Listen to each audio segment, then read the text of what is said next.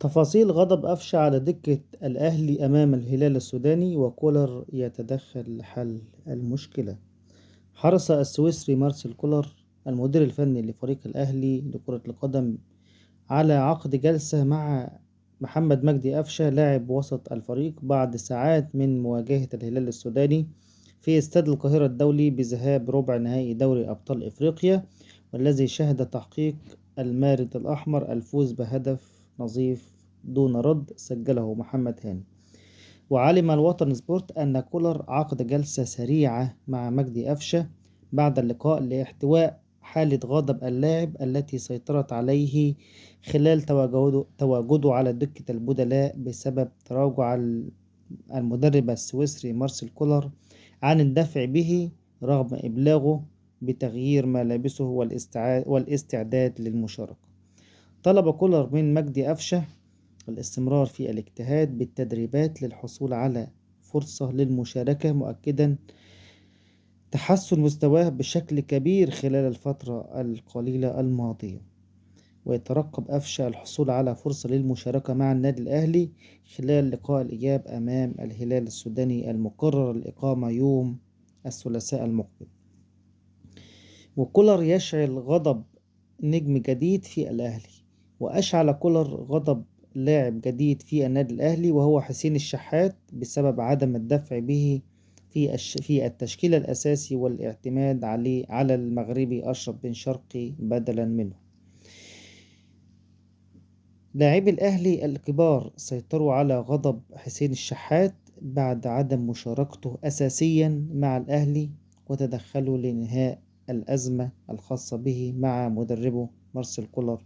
والتفاصيل كاملة من النادي الأهلي. طبعا كولر بيتجاهل بعض اللاعبين الأساسيين مثل محمد مجدي قفشة، مثل حسين الشحات، مثل برضو الواعد محمد عبد الله. في لاعيبة كبيرة جدا جدا ما كانش ينفع تقعد على دكة البدلاء، خصوصا في مباراة الهلال السوداني اللي الأهلي ظهر بمستوى سيء جدا وكان ممكن يغلب 1 و2 و3، ولكن المباراة انتهت بفوز الأهلي بهدف واحد بس، هدف نظيف لمحمد هاني من شوطة قوية. طبعا كولر مستواه بينزل واحدة واحدة، وطبعا علشان يعالج الخلل اللي في اللعيبة وفي الفرقة لازم يعتمد بشكل أساسي على اللعيبة الأساسية زي محمد مجدي قفشة وحسين الشحات.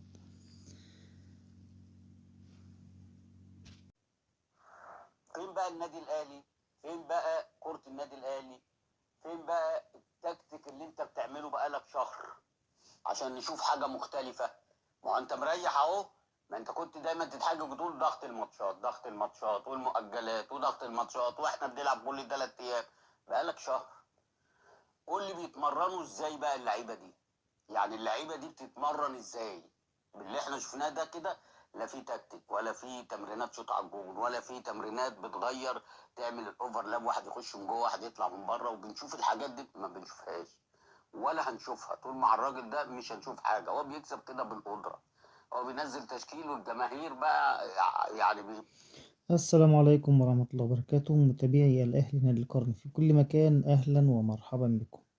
رضا عبد العال يفتح النار على كولر والنادي الأهلي، بيقول إن النادي الأهلي في خطر، النادي الأهلي بيودع البطولة. نسمع ونشاهد ومفاجآت في نهاية الفيديو.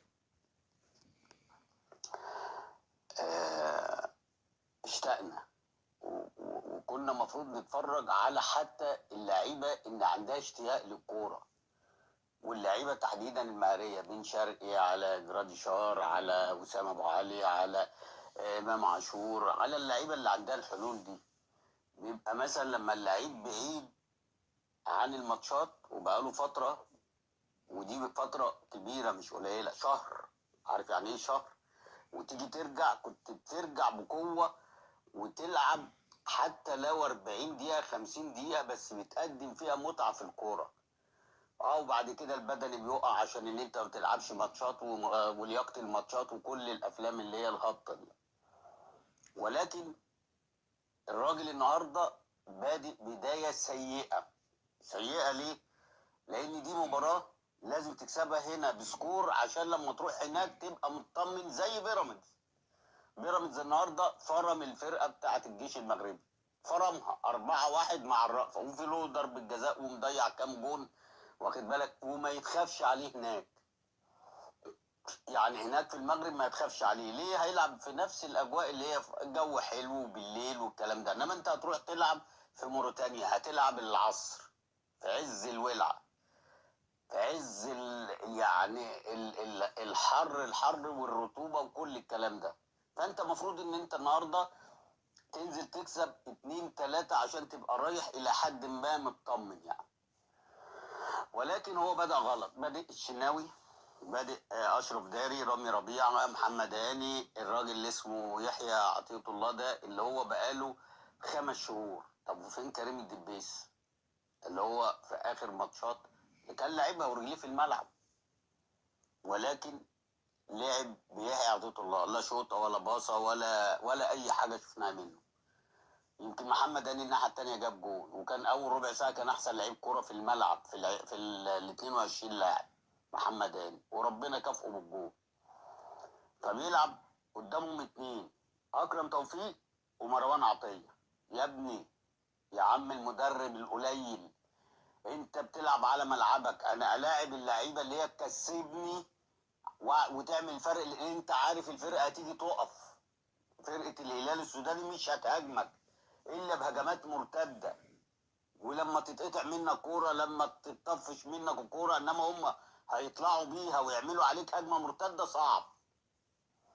فانت المفروض تبقى قاري الكلام ده، عارف ان فرقه جايه تقف، فالعب بمروان عطيه وحط جنبه قفشه. يا عم بلاش قفشه، حط جنبه امام عاشور. طالما مش هتلعب قفشه، حط مروان عطيه وامام عاشور، وبعد كده طرفين اشرف بن شرقي، وعندك حسين الشحات، وتلعب باتنين راسات حربه.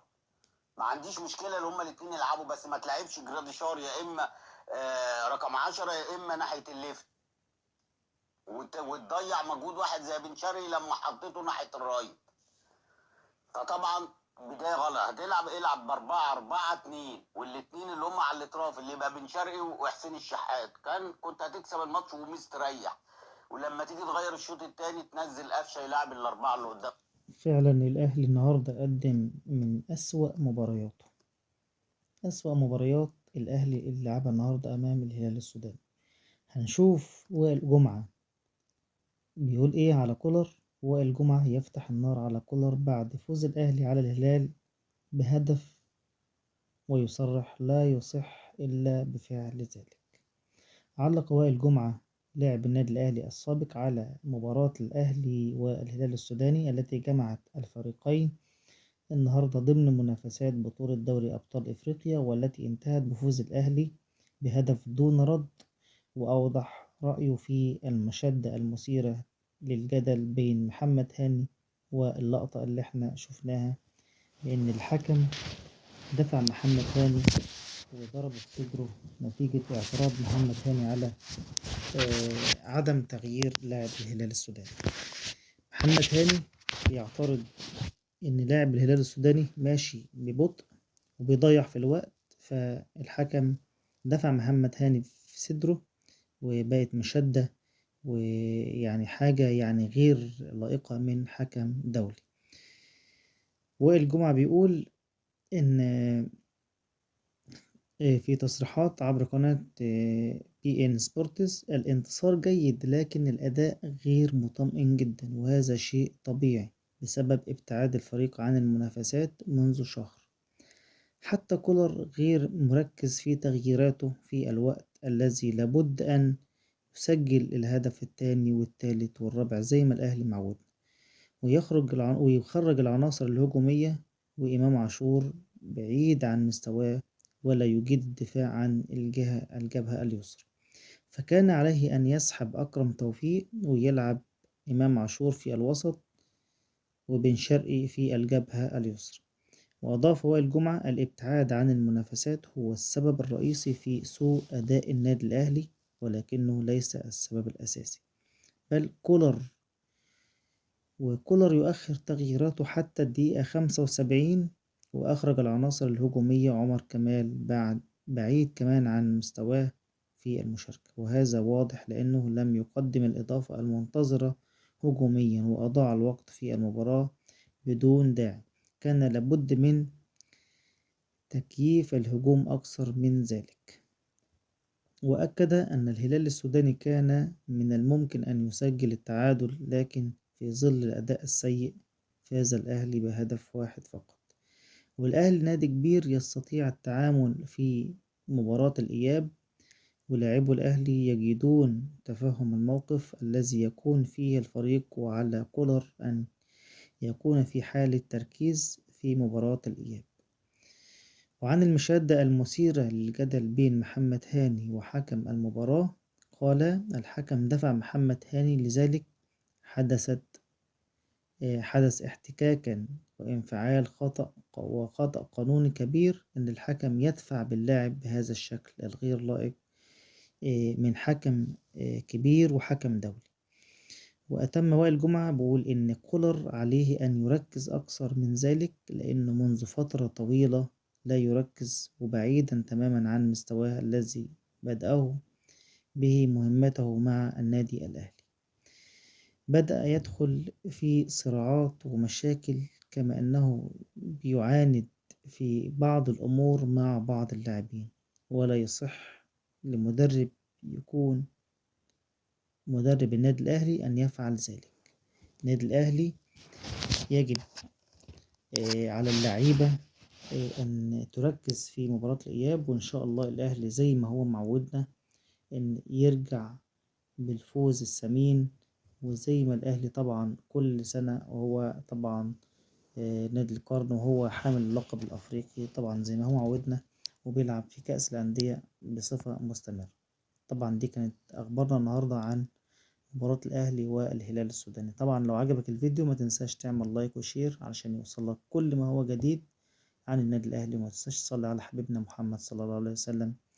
وكل عام وأنتم بخير، وبشكركم شكر جزيل جدا على المداعمة والمشاهدة المستمرة لقناة الأهلي نادي القرن، والدعم من خلالكم، وإحنا دايما بنكبر بيكم. شكرا.